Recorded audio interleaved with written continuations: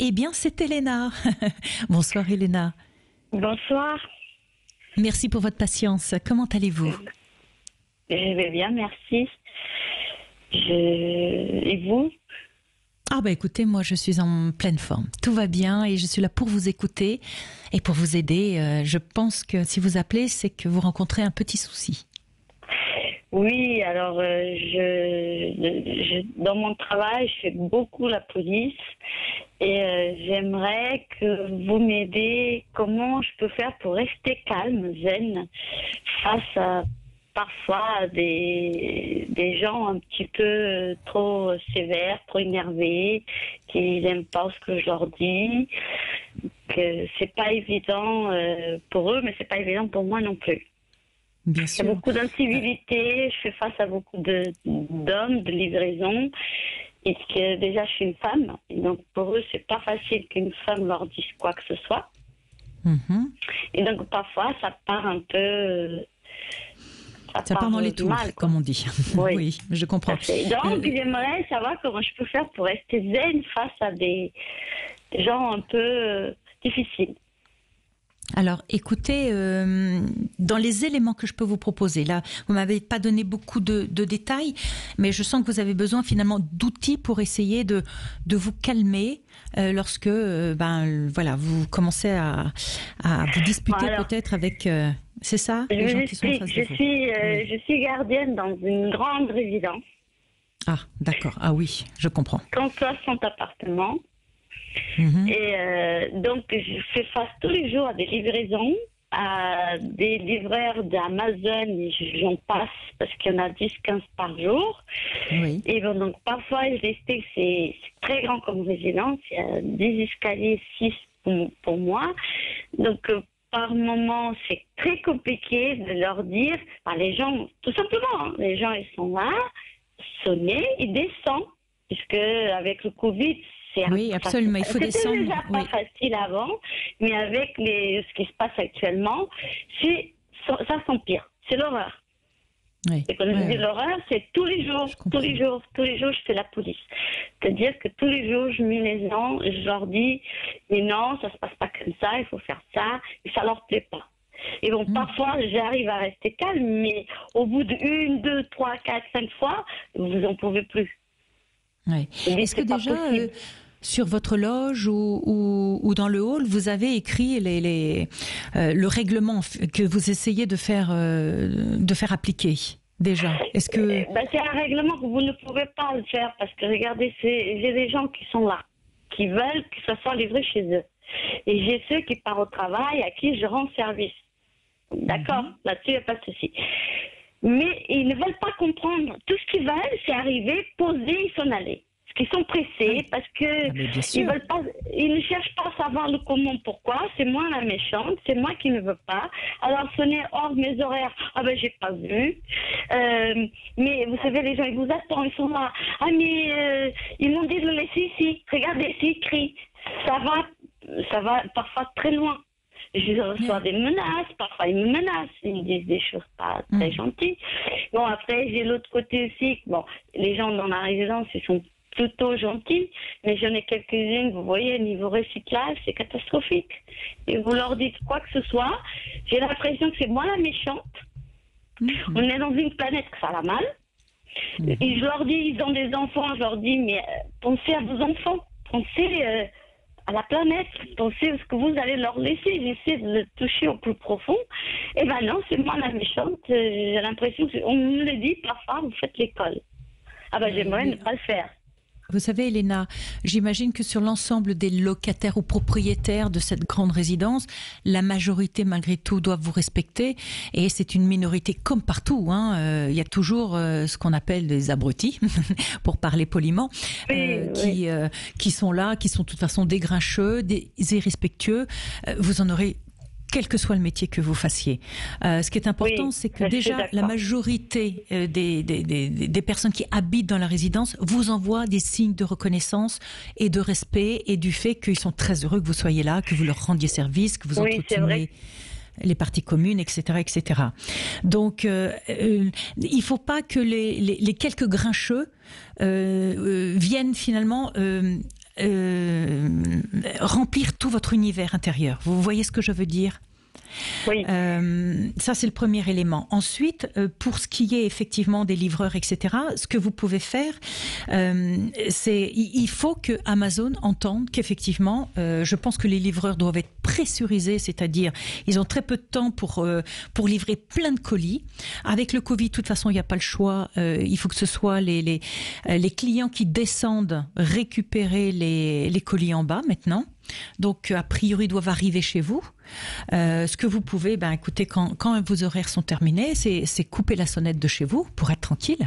Mais en fait, moi, c'est pas dans mon contrat. J'ai pas récupéré les colis. C'est un service que je rends à la copropriété. Et il y en a ceux qui disent, soit ils sont en réunion, alors je leur dis, faites comme ça. Ils ne veulent pas entendre, vous savez, ils vont juste aller déposer devant ma porte. Parfois, je suis pas là, je suis en congé. Et on m'envoie des photos, des messages, des colis devant ma porte.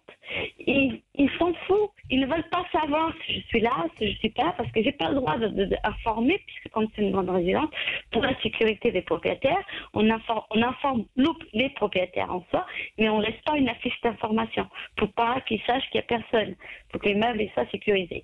Et donc, ils ne veulent pas savoir, ils les laissent n'importe où. Parfois, on les trouve le dimanche, sur les boîtes à lettres. Ouais. Et le fait qu'on leur dise ne faites pas ça, et croyez-moi, je lui dis même gentiment, parfois, une fois, je me suis fait agresser. Moi, ma fille, j'ai un chien. Juste parce que j'ai dit, attendez, je regarde le nom, je me baissais pour regarder puisque je voyais pas clair. Ça fait quand même 18 ans que je travaille là. Et il m'a poussé contre le mur. Oui. Ouais. Je comprends qu'ils sont à bout, je comprends. Mais moi, ce que je voulais savoir, comment je fais, au bout de 1, 2, 3, 4, 5 fois, je veux rester zen. Oui. Alors, Elena, il y a plusieurs choses que je peux vous proposer. On va rentrer dans les choses concrètes. Déjà, ce que vous pouvez, c'est vous initier un exercice de respiration, de cohérence cardiaque. Ça s'appelle la cohérence cardiaque. C'est-à-dire arriver à gérer vos émotions par la respiration. Il existe des applications. Vous avez un téléphone, vous pouvez télécharger des applications. Donc, ce que vous faites sur votre téléphone, vous allez sur une appli et sur Internet et vous tapez cohérence cardiaque. Vous allez avoir des applications qui vont apparaître. Vous en choisissez une. Il faut savoir que quand vous faites un exercice de cohérence cardiaque, ça dure à peu près 5 minutes l'exercice. Eh bien, cet exercice, les bénéfices durent pendant 4 heures. C'est-à-dire pendant 4 heures, ça a réussi à vous calmer et à poser vos émotions. D'accord. Donc, si vous faites ça 3 fois dans la journée, matin, midi et soir, 4 x 3, 12, c'est-à-dire que ça peut couvrir votre journée. Exercice de cohérence cardiaque. Regardez, au début, vous pouvez pas savoir, mais avec les applis qui ont été créées sur ce sujet-là, eh bien, vous branchez l'appli au moment où vous avez envie et vous suivez, vous êtes guidé dans cet exercice. Et c'est vraiment très bien. Vous pouvez aussi faire de la méditation. Et ça, c'est très bien. Et là, je vous recommande aussi une appli que moi, je trouve géniale pour démarrer si vous n'êtes pas habitué. Elle s'appelle Petit Bambou. Comme un bambou. Vous tapez Petit Bambou et vous verrez, c'est une application qui conduit vers la méditation. Ça va vous apprendre à vous poser, à mettre de la distance avec le monde extérieur et à vous concentrer sur vos pensées et à trouver le calme à l'intérieur de vous. Vous pouvez démarrer en faisant, pareil, 5-10 minutes de méditation le matin avant de démarrer votre journée. Vous allez voir, ça va vous mettre déjà dans un calme et une zénitude. Ensuite, qu'est-ce que je peux vous recommander aussi? Faire un peu d'exercice. Alors, j'imagine que vous devez en faire en tant que gardienne, hein. Mais essayez de faire un peu de yoga, d'assouplissement. Il faut décharger cette pression négative que les gens envoient sur vous. Il faut que vous arriviez à ce que quelque part, ces énergies négatives, elles glissent sur vous, elles ne vous atteignent plus à l'intérieur. D'accord. Donc, travaillez sur votre corps, travaillez méditation, cohérence cardiaque. Et puis, vous savez, ce que vous pouvez aussi, c'est travailler ce qu'on appelle la communication non violente. C'est-à-dire, vous êtes agressé. Et alors, peut-être ça changera rien aux gens qui seront en face de vous, aux livreurs qui viendront, qui de toute façon eux sont dans un stress pas possible, qui à la mine ne vous écoutent pas. Hein. Ils ne voient que leur monde à eux, c'est-à-dire il faut aller vite, il faut livrer, il faut pas que je revienne avec des paquets ce soir, etc., etc. Dites-leur ce que vous ressentez. Leur dites pas il faut que vous fassiez ceci. Dites-leur ce que vous ressentez. Ça va vous permettre d'abord d'évacuer justement ce que vous ressentez de négatif. Je ressens de l'agressivité à travers ce que vous m'envoyez, monsieur. Oui, parce qu'après, je me sens mal. Je me sens mal moi-même. Évidemment, évidemment. Donc, quand vous leur parlez, au lieu d'envoyer plus d'agressivité que déjà ils vous envoient, parce que ça monte dans les tours et à un moment donné, ça explose, c'est utiliser la communication non violente. Pareil, allez sur Internet, tapez communication non violente et vous verrez que ça passe par exprimez-vous à travers le jeu. C'est moi, c'est ce que je ressens. Monsieur, je ressens de l'agressivité que vous m'envoyez, je ne le mérite pas. Voilà, vous posez quelque chose de concret. Après, laissez-le s'exciter, laissez-le. Après, il faut gérer le fait qu'effectivement, il sonne alors que vous êtes fermé, donc c'est au moment de votre vie privée. Là, il faut peut-être voir avec la copropriété. Oui, non, je l'éteins ma sonnette, sauf qu'il tape à la porte.